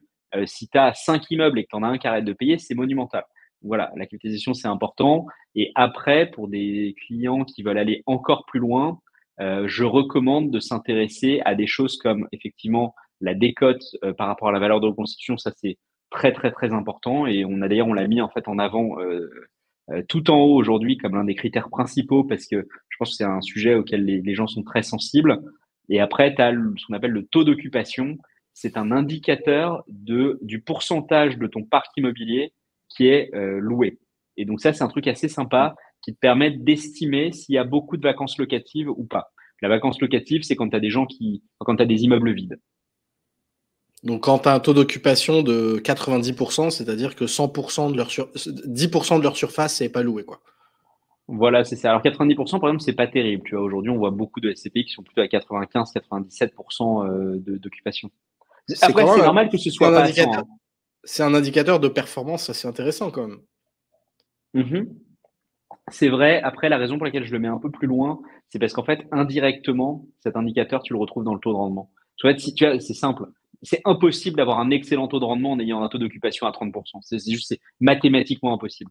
Donc, en fait, c'est pour ça que je te le mets un peu plus loin. C'est que oui, ça va te donner un peu de couleur supplémentaire par rapport à la qualité de la gestion. Mais en fait, ça se voit dès le début via le taux de rendement. Ouais. Ce qui est drôle, c'est la différence entre le monde des actions et de l'immobilier. C'est que dans l'immobilier, le haut taux de rendement est signe d'excellence, alors que dans le monde des entreprises et de la bourse, un haut rendement, c'est plutôt signe de danger parce que ça veut dire que la boîte est en train de cracher du cash dans des dividendes qu'elle ne réinvestit par exemple pas ailleurs dans son activité. Donc, c'est intéressant d'avoir ce shift mental que ici, en fait, c'est un bon critère et dans ce cas-là, c'est pas un bon critère. Ouais, alors c'est intéressant ce que tu dis parce qu'en fait, ça nous amène à la question du couple rendement-risque. Mm. Quand même, faut pas l'oublier. Tu sais, dans l'immobilier, tu as différents types d'immobilier. Tu vas avoir du prime, tu vas avoir, enfin, voilà, tu vas avoir, donc le prime évidemment, ça va être le meilleur. Donc en gros, hein, pour faire simple, c'est un peu comme si d'un côté, j'avais une stratégie d'acheter que dans le triangle d'or à Paris, tu vois, autour des Champs-Élysées, sur des trucs à des prix exorbitants, mais dont on peut supposer qu'ils ont une résilience finalement très élevée parce que tu te dis bah, en fait les Champs-Élysées tout le monde aura toujours envie d'y être à peu près et à l'inverse je vais acheter un entrepôt en banlieue de Rungis. Bon bah là évidemment on se rend compte, alors l'exemple est peut-être mauvais parce que Rungis c'est un vrai hub logistique, mais je sais pas, un entrepôt en banlieue d'une vraiment toute petite ville dont tu n'as jamais entendu parler, et ben là tu peux te dire ok ça c'est un peu plus risqué. Donc effectivement quand même tu as la même chose en immobilier, c'est-à-dire que si tu achètes sur les Champs-Élysées, ton rendement il va être largement inférieur à l'entrepôt dont je parlais à l'instant. Donc tu as cette notion de risque un peu plus élevée. Mais pour en revenir quand même sur ce que tu disais, en fait, la SCPI, c'est un produit de rendement. C'est-à-dire que un bon gérant de SCPI maximise son rendement. Donc c'est quand même ça la différence majeure. Là où, comme tu le dis, sur une entreprise, l'action, tu peux tout à fait avoir l'ambition de plutôt faire augmenter ton cours de bourse Mm. par tes décisions de gestion. En fait, c'est moins le cas sur une SCPI parce que toi, tu peux gérer aussi bien que tu veux ton entrepôt. En fait, si le marché immobilier dans cette zone-là, il monte pas, bah, ton prix, il va pas monter, il peut pas monter. C'est-à-dire que vu que c'est basé sur des expertises, c'est bloqué par le fait que si l'immobilier vaut tant, ça changera pas. Donc c'est pour ça que le facteur de performance, c'est principalement le rendement en SCPI. D'accord, ok. Tu as mentionné le mot risque. Euh, c'est quoi les risques d'investissement dans une SCPI? Est-ce qu'on peut perdre tout son capital? C'est quoi les degrés de risque concrètement? Un gars qui veut investir 1000 euros au maximum, c'est à quoi il s'expose, quoi? Alors, effectivement, tu es sur un investissement avec des risques. Rapidement, hein, donc les risques de la SCPI, c'est le risque de perte en capital. Donc c'est ce que tu dis, tu peux perdre tout ton capital. Alors, perdre tout son capital, encore une fois, ça voudrait dire que tous les immeubles valent plus rien. Bon, c'est voilà, après chacun peut mettre un peu son niveau de probabilité là-dessus. À moins d'une guerre nucléaire, j'aurais tendance à penser que voilà, et encore, je sais même pas, tu auras peut-être voilà. Mais un immeuble quand même, ça a probablement quand même de la valeur. Donc, voilà. Tu as un risque, c'est que c'est Ouais. basé sur l'immobilier. Si l'immobilier se casse la gueule, les prix des SCPI peuvent se casser la gueule. Deuxièmement, le rendement n'est pas garanti. Le rendement est basé sur les loyers encaissés. C'est pour ça que je parlais de vacances locatives. Si pour une raison ou pour une autre, pour un contexte particulier, tu n'as plus de locataires, je reprends mon exemple des SCPI hôtelières dont je te parlais tout à l'heure, tu as le Covid qui te tombe dessus, tu n'arrives plus à avoir de gens dans tes hôtels, les hôtels peuvent plus payer leur loyer, tu n'as plus de loyer, tu distribues moins de loyer, enfin en tout cas tu as moins de loyer, tu distribues moins de loyer. Donc le rendement n'est pas garanti, il dépend du contexte locatif de la SCPI et de ses biens. Dernier risque principal, ce qu'on appelle le risque de liquidité. C'est ce que, encore une fois, on en revient à ce que je te disais au début. Tu n'es pas garanti de pouvoir sortir quand tu veux d'une SCPI. Si tu es sur une SCPI dynamique, qui collecte, donc c'est-à-dire qu'il y a beaucoup de gens qui veulent rentrer, alors tu vas sortir instantanément ou presque. Parce qu'en fait, ce qu'on va faire, c'est qu'on va dire, OK, ben, Sébastien veut sortir, mais Jean-Michel veut rentrer. Et donc, hop, on va, voilà, ils vont se croiser. Et puis, Sébastien va gentiment sortir et Jean-Michel entrer. Si par contre, il y a personne qui veut rentrer et tout le monde qui veut sortir, tu peux pas vendre, tu es bloqué. Et ça revient exactement au sujet que je te disais tout à l'heure sur la volatilité, c'est qu'en fait, les marchés boursiers sont volatiles parce qu'il y a cette garantie qu'à tout moment, tu puisses vendre. Et donc, si à tout moment, tu puisses vendre, ça veut dire qu'à tout moment, il faut qu'il y ait un acheteur.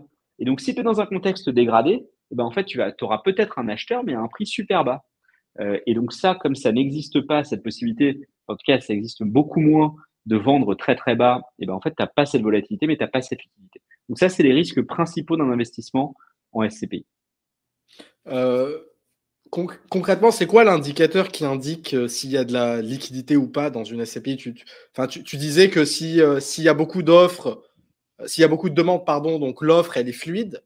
Mais comment concrètement on reconnaît si une SCPI est fluide ou pas? Alors, c'est facile pour les gens qui s'y connaissent. Je comprends que ce soit pas facile pour un novice parce qu'en fait, les sociétés de gestion sortent tous les trimestres un bulletin Okay. qui s'appelle, avec énormément d'imagination, un bulletin trimestriel, dans lequel notamment on te liste le nombre d'entrées et le nombre de retraits. Donc les retraits, c'est les gens qui sortent. Donc en fait, le moyen le plus simple, c'est que tu vas prendre le dernier bulletin trimestriel de la SCPI, tu regardes, OK, il y a eu combien d'entrées, combien de sorties. Alors les SCPI qui collectent beaucoup, tu te rendras compte que tu as eu, je sais pas, genre 15 millions d'euros investis et 200 000 euros de sortie. Donc tu te dis, OK, bon, ça va, quoi, je peux sortir assez facilement. On a aussi une base de données ouverte qu'on tient à jour sur laquelle on met, en fait, on a créé un indicateur synthétique basé sur exactement ces stats-là pour te dire si la liquidité est bonne, très bonne, mauvaise, etc. Mais donc voilà, le plus simple, c'est tu ouvres soit la base de données ouverte, soit un bulletin trimestriel, tu regardes. Et c'est vrai que ça nécessite un petit peu de boulot. Et la vente, elle se passe obligatoirement via la société de gestion ou est-ce qu'il n'y a pas un marché secondaire où enfin pas toi en tant que Louvinvest, mais toi en tant que particulier, de particulier à particulier, on ne peut pas se refiler ou c'est obligatoirement, ça doit obligatoirement passer par la société de gestion? Alors non, non, tu peux tout à fait faire du marché secondaire. Il se trouve que c'est pas le truc le plus utilisé aujourd'hui parce qu'en fait, il y a quelques SCPI qui ont des problèmes de liquidité, mais il y en a assez peu et c'est assez récent. La plupart finalement n'ont pas de problème de liquidité et donc c'est beaucoup plus simple de passer par ce qu'on appelle le marché primaire. Donc tu vas voir la société de gestion, tu vends. En fait, ce qu'ils font, c'est qu'ils annulent ta part, ils en émettent une nouvelle et ça marche très bien. Donc en fait, sur les quelques dernières années, tout le monde faisait comme ça parce qu'il n'y avait aucun intérêt ou presque à passer par du marché secondaire. Le marché Aujourd'hui, secondaire, mais c'est possible, hein, encore une fois. On peut jouer peut-être sur le prix de la part, non? Ouais, marché secondaire, tu peux tout à fait jouer sur le prix de la part. Alors, le problème que tu vas rencontrer, c'est qu'en fait, tu n'as pas aujourd'hui de marché centralisé. C'est-à-dire que tu n'as pas l'équivalent d'un Euronext ou tu vois, d'une place boursière où tout le monde se regroupe pour dire moi je vends à tel prix, moi j'achète à tel prix. Tu sais, c'est les fameux ordres limites que tu as sur sur les marchés boursiers. Ça n'existe pas vraiment aujourd'hui. Tu n'as pas d'endroit où le faire. Donc, on a tenté d'ailleurs à un moment de proposer des choses comme ça pour faire rencontrer les intérêts des deux côtés. Ça n'a pas encore un succès fou. Peut-être que ça va Parce que là, démocratiser. rapidement, j'y vois de l'intérêt pour les deux parties par rapport aux frais de souscription. Parce que moi, je suis vendeur. J'ai acheté ma part 100 euros et avec le frais de souscription de 10%. Donc, si je veux la vendre, je la vends à 90. Donc, je peux la vendre à quelqu'un d'autre à 95. Ouais, Donc, lui, au lieu de l'acheter à 100, il l'a acheté à 95. Et moi, au lieu de la ouais. revendre à 90, je l'ai revendue à 95. Donc, lui, il a Alors, c'est tout économisé à fait 5 euros et juste. moi, j'ai gagné 5 euros. Donc, C'est tout à fait je juste comprends avec. pas pourquoi ce marché, en fait, n'est pas devenu la manne qu'il faut exploiter plutôt que passer directement par Alors, je vais te le dire tout les de suite, sociétés c'est de très gestion. simple. C'est très simple parce que tout le monde se dit la même chose que toi et tu as tout à fait raison. Tu oublies deux trucs en compte. C'est que, un, s'il y a une place de marché qui le fait, bah, ça va être un opérateur centralisé et donc il va prendre un cut obligatoirement. Tu vois, personne fait ça gratuitement. Donc, Ouais. imaginons même que ce cut, tu vois, nous, on prend des cuts qui sont considérés comme extrêmement faibles. On prend des cuts d'à peu près 2,5%. Sur le marché SCPI, encore une fois, hein, je ne te parle pas d'autres types de marchés, sur le marché SCPI, c'est hyper faible. La plupart de mes compétiteurs ne savent pas opérer en prenant seulement 2,5%. Donc nous, on prend 2,5%. Bah, donc, si on faisait un marché secondaire, on prendrait à peu près 2,5% aussi. Donc, en fait, déjà, ton gain de 5 de l'autre côté, il se réduit un petit peu. En plus de ça, tu as des frais de mutation. C'est-à-dire que la personne qui achète des parts sur le marché secondaire va payer 5% du prix de ce qu'elle a acheté à l'État. Donc, en fait, tout à coup, si moi je prends 2,5 et que la personne en face paye 5% de droits de mutation qui n'existent pas sur le marché primaire, ça te fait déjà 7,5% de frais. Et donc, en fait, tu te dis, ah bah ouais, en fait, c'est pas con leur truc quand même à 10, parce qu'en fait, bah 10, c'est pas loin des 7,5. Et donc, ouais, tu peux gratter 1% 25 de chaque côté, mais est-ce que ça vaut vraiment le coup, tu vois? Ouais, pas de, il y a pas de, il y a pas de petit, on n'a pas trouvé le filon. Il n'y a pas d'arbitrage encore. Non, non, écoute, Non, non, non, mais on n'a évidemment, pas enfin, trouvé. mais t'as tout à fait raison d'y penser, hein. Ok. Ok, moi je pense savoir fait le tour des questions que je voulais poser. Moi, ce qui m'intéressait, c'était surtout bah, justement pour l'expatriation dans mon cas. Et du coup, de ce que j'ai compris rapidement pour toi, c'est que ça peut être très intéressant pour Bah, juste SCPI les européenne, SCPI pas européennes. d'imposition. Européennes, ouais. Où j'ai Principalement pour les complètement SCPI pas européennes, tout d'imposition. à fait, ouais. Mm. Ouais. Bah là, c'est Ok, quand même assez sexy, quoi. ouais, ouais. Parce que je t'avoue que le 50% sur les rendements, sur les dividendes en France, ça fait un peu mal quand même. Ah bah ça, je te comprends tout à Ouais. fait. Non, non, mais de toute façon, les SCPI européennes, quand tu as quand tu as des taux d'imposition assez élevés, Ok, c'est clair que c'est un super choix. ouais. Est-ce que toi, tu investis? Ouais, bien sûr, moi j'ai investi en SCPI. Alors moi j'ai fait, bah, tu vois, pour te donner un peu un exemple, moi j'ai investi en nue propriété. Ok. Parce qu'en fait, je suis dans une situation où je suis assez jeune. Enfin, j'ai 32 ans, donc Donc, t'as pas besoin des plutôt rentes? jeune. Exactement, j'ai pas besoin de revenus complémentaires tout de suite. Et mon idée, c'était plutôt de faire fructifier avec un niveau, tu vois, de TRI autour de 4,5, qui est assez sympa, qui est en plus assez prédictible. Pour le coup, je sais quand ça va finir. Et à moins d'un cas de force majeure, je devrais faire mes 4,5 par an. Donc, c'est pas mal, net Ouais. d'impôt.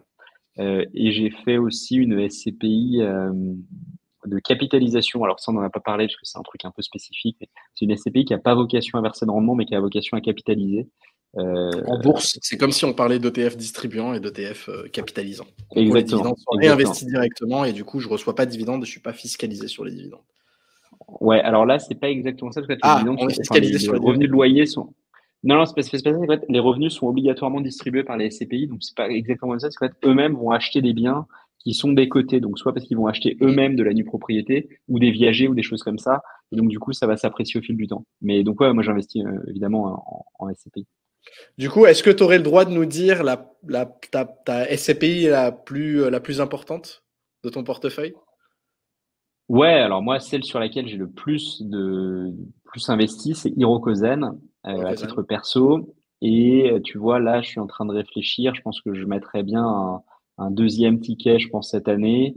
Enfin, en fait, un ticket sur une autre SCPI en UPRO qui serait, je pense, Remake Live, si je devais Le choisir, mec, tu vois. ok. Euh, D'ailleurs, un truc intéressant, sur Invest, hein, je voulais t'en parler. Sur Invest, on a les statistiques des SCPI les plus populaires, celles qui sont le Ouais, plus rajoutées sur les portefeuilles. Et en première position, on a Remake, ouais, suivi de Pierreval Santé, ouais. Corum Eurion, Corum Origine, Activimo, Épargne Pierre et enfin Hirokozen et Neo. Ah, c'est marrant On a parce que vraiment. effectivement, donc tu vois, Ouais, nous c'est un peu différent parce que le classement, on a un classement toutes les semaines des SCPI les plus vendus. C'est généralement Hirokozen Remake en deux premiers. Alors parfois c'est l'une, parfois c'est l'autre, mais en gros c'est les deux premières. Effectivement, Pierreval et Activimo sont toujours dans le top 10, même plutôt dans le top 6. ouais. Et là en ce moment on a Transition Europe, mais qui remonte en fait parce qu'elle est toute nouvelle. Donc c'est rigolo. J'aurais pensé que Hiroko serait plus haut en fait dans chez Invest. 1, 2, 3, 4, 5, 6, 7. Ouais, Hiroko est 7 et Neo c'est 8. Bon, tout est dans le top 10, quoi qu'il en soit. Mais voilà, on a les Corum, ils sont avant Hiroko et Neo et Pierreval est deuxième. Bah, j'imagine que c'est par rapport au sujet de la santé dont on parlait tout à l'heure, où il y a eu un regain de popularité pour la santé. Du coup, c'est C'est ce pour que ça que j'allais te ça. dire, c'est que tu vois, Ouais. sur les quorums et sur Pierreval, ça m'étonne pas parce que Mm. c'est des produits qui ont été, enfin, qui sont toujours, hein, mais qui ont connu des pics de popularité monumentaux il y a quelques années. Mm. Ok, intéressant. Ok. Et autre que les SCPI, où tu es vraiment full SCPI, où tu touches pas à autre chose. Dans mes investissements, Ouais, est-ce que par exemple, en bourse, on a parlé de le comparatif bourse SCPI, est-ce que Bourse, c'est quelque chose Ouais. qui t'intéresse ou t'es pas du tout, t'es pas du tout dans ça? Bah, en fait, moi, je suis très, très, très, très, très, très long IMO, à la fois parce que j'ai des investissements locatifs perso, plus de Ok. la SCPI. En parallèle de ça, j'ai bon, un petit filet de sécurité sur un livret A. Et en parallèle de ça, j'ai des cryptos. Et j'avoue que la bourse, j'en avais à un moment et j'ai revendu il y a quelques années. J'ai envie de m'y remettre, mais en fait, je sais pas pourquoi. En fait, ça m'excite pas plus que ça. Je sais que c'est complètement con ce que je dis et qu'il faut le faire, mais je sais pas pourquoi j'arrive Après, pas à me passionner pour le sujet. il y a pas forcément de il faut le faire, hein. C'est chacun en fonction de ses envies et de Bah ses si, stratégies. Il y a enfin tu pas de vois, il faut. quand tu regardes un peu les perfs, tu vois, des actions Après, sur les 30-40 dernières années. c'est l'actif le plus performant. Bah ouais, bah ouais, alors l'un des plus performants en tout cas, mais non, mais je suis d'accord avec toi, il faudrait que je le fasse. Mais c'est vrai que moi aujourd'hui, je suis plutôt genre en fait un peu, tu sais, on dit barbellisé un peu en langage financier. Mm, J'ai d'un mm. côté du non risqué sur l'immobilier et de l'autre de la crypto et ma startup dans laquelle j'ai quand même une grande, très très grande partie de ma potentielle net worth. Ouais. Donc j'ai vraiment ces deux extrêmes complets. Seb, question rapide. Est-ce que tu veux qu'on revienne rapidement juste sur l'immobilier fractionné et le crowdfunding, parce qu'on n'en a pas du tout parlé? Je te propose de terminer avec ça, justement. Eh Je bah pense qu'on a parfait. fait le tour des SCPI. Je te propose qu'on termine sur la différence et comparatif avec le crowdfunding et l'immobilier fractionné. Alors, c'est deux excellentes questions et pour moi, je les distingue assez drastiquement, les deux sous-catégories. Je m'explique. Le crowdfunding, pour moi, ça rentre pas dans cette logique de la pierre papier. Pourquoi? Le crowdfunding, c'est de la dette. En fait, tu finances la dette d'une entreprise qui va généralement opérer une opération basée sur l'immobilier, mais en fait, tu finances de la dette de cette personne. Et donc, si elle n'est pas capable de rembourser, tu peux prendre des garanties, des hypothèques, des choses comme ça basées sur l'actif immobilier lui-même. Mais en fait, voilà, toi, ton investissement, il n'est pas lié à l'immobilier lui-même. Et donc, en fait, il s'analyse, je trouve, assez différemment parce qu'en fait, quand tu fais de la dette, la question qui se pose, c'est le taux de défaut. Et le taux de défaut, c'est un truc qu'on connaît, enfin, qui est vraiment compliqué à modéliser et totalement différent des modèles comment dire, de projection financière immobilière. Donc voilà, crowdfunding, pour moi, je le mettrais pas vraiment en concurrence On parce est que plus sur pour de moi, c'est vraiment trop l'obligation. différent. On est plus sur de l'obligation, quoi. Ouais, alors après, l'obligation, tu vois, c'est un peu un format, parce que quand on va arriver sur l'immobilier fractionné aujourd'hui, c'est de l'obligation, très D'accord. principalement. Mais en fait, ce que je veux dire, c'est que l'obligation, c'est un peu voilà, le contenant, L'enveloppe. mais c'est pas L'enveloppe, le ouais. contenu, voilà, Mm, exactement. mm, mm, mm. Mais ce que je veux dire par là, c'est que tu vois, aujourd'hui, le crowdfunding, c'est de la dette d'entreprises privées qui font des projets immobiliers. C'est très cool, mais ça doit s'analyser comme de la dette, donc avec des taux de défaut, une analyse de solvabilité, etc. Tu L'immobilier considérais pas. fractionné, Pardon, juste dernière question sur le ouais. crowdfunding. Tu considérais pas que c'est une exposition à l'immobilier, en fait? Ah bah non, pas du tout. Bah, c'est pas une exposition à l'immobilier. C'est-à-dire qu'en fait, si l'immobilier baisse ou monte, toi, t'es pas impacté. En fait, on s'en fout. Alors, c'est pas tout à fait vrai. T'es impacté via le taux de défaut. C'est-à-dire que si l'immobilier se Ouais. casse la gueule, les promoteurs peuvent faire défaut et donc toi, t'es impacté. Mais au fond, tu sais, si tu devais prendre, toi, enfin, ton portefeuille n'est pas indexé sur l'immobilier quand tu investis en Ok. crowdfunding. C'est clair. Enfin, tu vois, C'est clair. en tout cas par rapport à ça. Deuxièmement, par rapport à l'immobilier fractionné, donc l'immobilier fractionné, en fait, c'est un nouveau mode d'investissement. D'ailleurs, on en propose également avec Meute, qui est une de nos filiales. C'est un nouveau mode d'investissement qui est en fait un peu comme une SCPI, c'est-à-dire que tu investis vraiment dans un bien, mais sauf que pour le coup, la SCPI, c'est un ensemble. Tu dis, OK, bah, achète des biens et fais des rendements. Là, dans l'immobilier fractionné, en tant qu'investisseur particulier, je sélectionne les biens unitaires Mm, dans lesquels je veux mm. mettre un ticket. Donc, je vais dire, bah, tiens, cet appartement-là, il est génial, j'investis. Celui-là, il me plaît pas, etc. Donc, c'est un peu le format, je trouve, euh, plus simple à comprendre de la SCPI, avec en revanche quelques problèmes bah, qui sont que par définition, tu n'es pas diversifié. C'est-à-dire que si tu investis 1000 euros sur un projet, bah, tu as Mm. un bien. Si tu investis 1000 euros sur une SCPI, tu es diversifié sur plein de biens, donc c'est quand même plus sympa. Ouais. Et l'immobilier fractionné a d'autres petits problèmes, enfin, en tout cas d'autres petites interrogations. C'est plus récent, l'encadrement juridique est quand même encore un peu plus flou aujourd'hui que la SCPI. Et je dis ça tout en faisant. Hein, donc je critique pas du tout l'immobilier fractionné. Je pense que c'est un produit qui est très sympa, qui pour les investisseurs est très facile à comprendre, qui peut être un bon moyen de se mettre le pied à l'étrier sur l'investissement immobilier, pour moi, c'est assez complémentaire. Et en fait, j'ai envie de te dire, pour moi, c'est probablement une première marche avant d'aller faire de la SCPI. D'accord.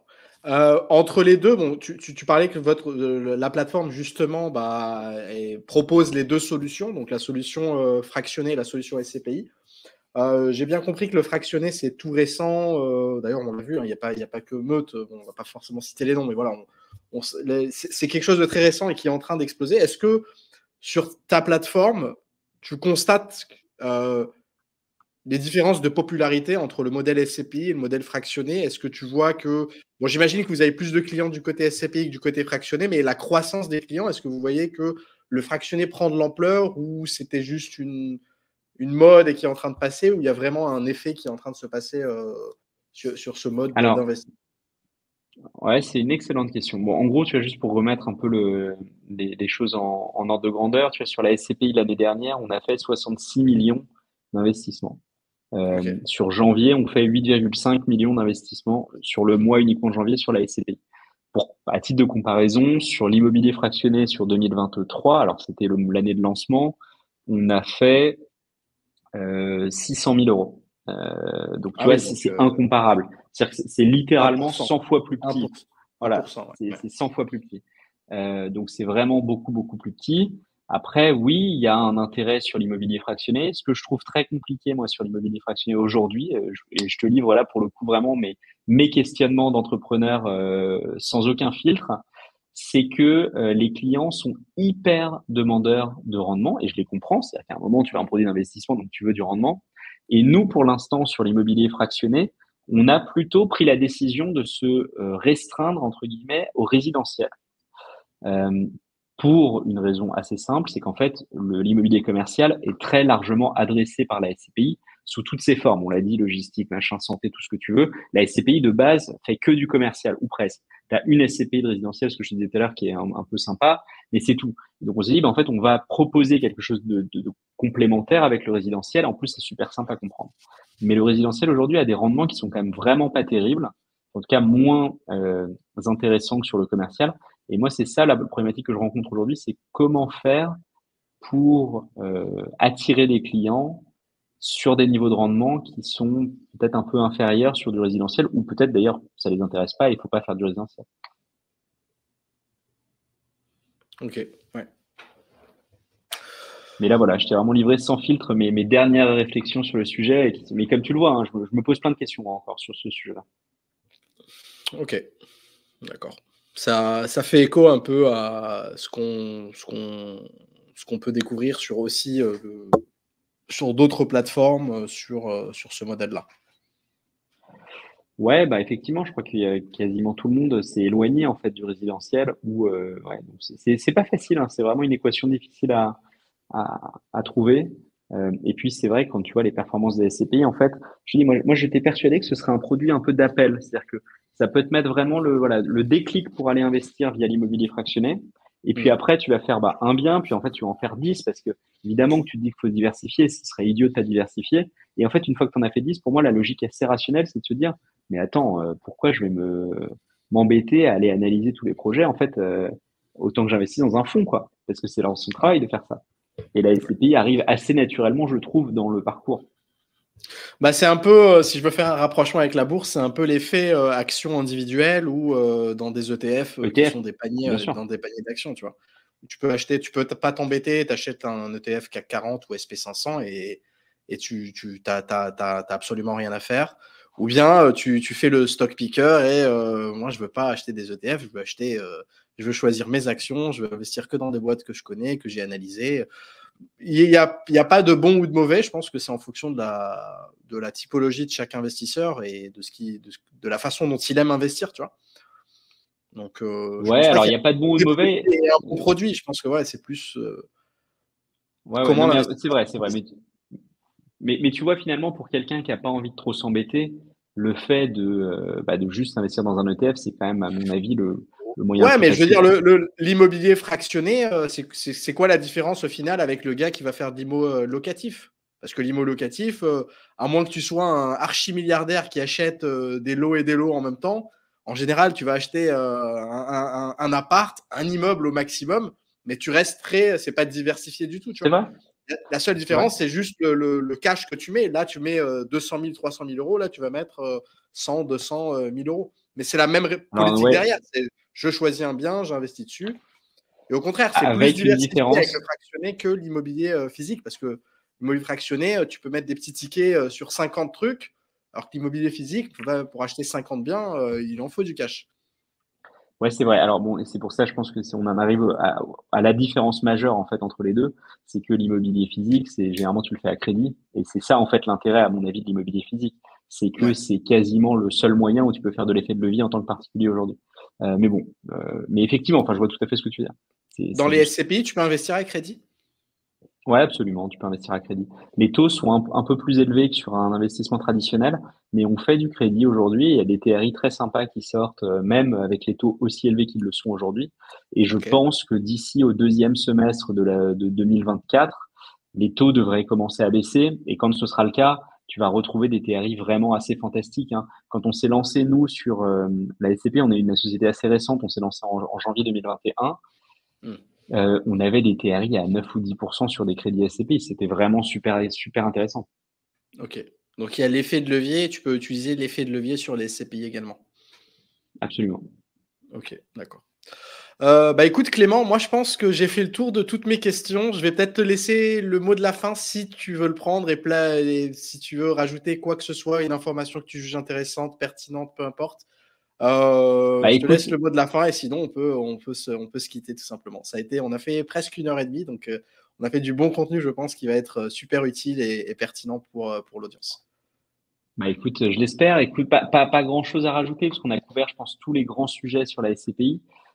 J'invite en fait moi pas mal les gens à juste aller se créer un compte en fait sur la plateforme pour découvrir parce qu'on a fait pas Mm. mal de travail pour essayer de rendre accessible des infos et tu vois les gens vont retrouver tout ce dont on a parlé la décote par rapport à la valeur de constitution qu'on essaye d'afficher pas mal en avant, évidemment les rendements, les catégories. Je sais que la SCPI peut parfois faire un petit peu peur. En fait, c'est vraiment bête, mais juste en termes marketing, le mec qui a inventé le nom était le pire gars du monde, quoi. Enfin, le nom est Ouais. pourri. SCPI, ça donne pas envie. Tu te dis, mais enfin, ça fait peur. En fait, faut se dire juste, voilà, c'est un, un portefeuille immobilier fait par des mecs qui savent faire ça, qui le font pour générer le maximum de rendement. C'est aussi bête que ça. Quand les loyers Mm. rentrent, ils me sont reversés. Si ça monte, je gagne de la plus-value. Si ça baisse, j'ai une potentielle moins-value. C'est vraiment de l'immobilier à partir de 200 euros, enfin même en réalité à partir de 187 euros, et qui aujourd'hui, grâce à des plateformes comme la nôtre, peut se faire en 100% en ligne, en ayant un conseiller qui peut vous aider gratuitement au téléphone, et en plus en recevant une forme de, enfin un cashback, donc réduire les frais. Donc ma seule recommandation en fait, c'est toujours la même, c'est vous savez quoi? S'il y a un truc que vous pouvez faire, c'est après avoir regardé cette vidéo, vous allez sur la plateforme et vous investissez 187 euros, 200 euros. Vous essayez. Et au pire, vous revendez dans 2 ans et vous dites en fait c'est pas pour moi et tant pis. Et vous n'avez pas perdu grand chose, ou peut-être même que vous avez gagné. Ça dépend un peu de ce que vous avez fait. Mais le pire en fait, c'est de jamais essayer, à mon sens. Ok. Tu parlais des noms, ce qui est d'ailleurs un truc intéressant que j'ai constaté donc le mot SCPI, mais il y a aussi les noms des SCPI. Et on constate en Ouais. fait qu'il y a eu à un moment un shift où les gars se sont réveillés et se sont dit il faut qu'on arrête de donner des noms qui datent des années 60 à nos SCPI, tu vois. Genre quand tu regardes les nouvelles SCPI qui s'appellent Remake, Iroko, Neo, tu sens la vibe un peu jeune. Alors que quand tu regardes des SCPI beaucoup plus anciennes, genre Épargne j'en sais rien, foncière. épargne foncière, Nova Pierre Allemagne, Astéam Pierre Rendement, enfin, foncière des praticiens. Tu sens qu'il y a 2 générations de gars qui donnent des noms au SCPI et tu sens que la nouvelle, ils sont un peu réveillés en mode bon, faut qu'on commence à donner des noms sympas là pour attirer un peu tout le monde parce que là, les vieux Ouais, noms, je ça pense fait. Ça effectivement. Non, mais t'as raison, c'est vrai, j'avais même pas pensé comme ça, mais c'est clair, c'est vrai, et tu le ressens. Mais ah bon, après, et c'est là aussi où il faut pas non plus, tu vois, tout jeter dans le truc. C'est que les premières SCPI ils datent des années 70, hein, donc tu vois, ça fait ouais. 50 ans que ce Mmh. truc existe et qui grossit en fait, parce que à l'époque, ça faisait rien du tout. Tu avais, je sais pas, 200, 500 millions d'euros de capitalisation pour toutes les SCPI. Aujourd'hui, tu es Ouais. à 90 milliards de capitalisation pour les SCPI, 10 milliards investis par an à peu près. Voilà, tu vois, en fait, et c'est ça que je trouve assez rigolo, c'est que c'est un produit qui est pas hyper connu, mais qui est en fait très, très gros, quoi. 10 milliards par an, c'est pas un tout petit produit. Ouais. Ok, bah écoute, merci en tout cas pour ton message. Pour rebondir sur ça, donc si vous voulez vous inscrire sur Lovivest, c'est le premier lien dans la description. Je vais le mettre en premier. Donc vous avez le cashback de 2,5% à vie sur tous vos investissements, 25 euros de cadeau bienvenue dès le premier investissement, et on vous rembourse en plus de ça, de notre part, 25 euros sur votre investissement, sur votre abonnement pro à Pro Invest. Merci beaucoup Clément pour ton temps. Ça m'a fait super Merci plaisir de te Sébastien. recevoir. Bah, de même. J'espère que ça t'a plu, que ça n'a pas été trop long. En tout cas, ça a été très intéressant pour moi, probablement, sûrement pour l'audience. On verra dans les commentaires de toute façon ce que ça va donner. Eh ben, écoute, je suis ravi que ça t'ait plu et j'espère effectivement qu'on a pu aider nos viewers. Ok, super, merci beaucoup. Allez, ciao.